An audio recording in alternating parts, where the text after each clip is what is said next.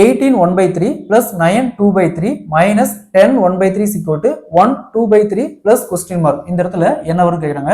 சிம்பிளிஃபிகேஷன்ல இந்த model some கொடுத்தாங்களா, அதாவது இந்த மாதிரி கலப்பு பின்னத்தில் கொடுத்து டினாமினேட்டர் வேல்யூ காமனா இருந்துச்சுன்னா ஒரு வேல்யூ மட்டும் எடுத்துக்கோங்க. காமனா இருக்கு 3 இருக்கு, அப்ப வகுத்தல் 3.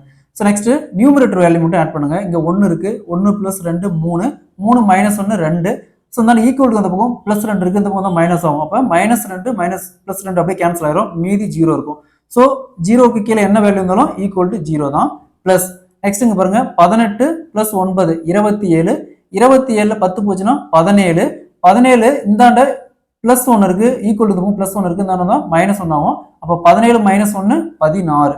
So answer will be 16. Option D is the correct answer. இதே மாதிரி இந்த சம் பாருங்க.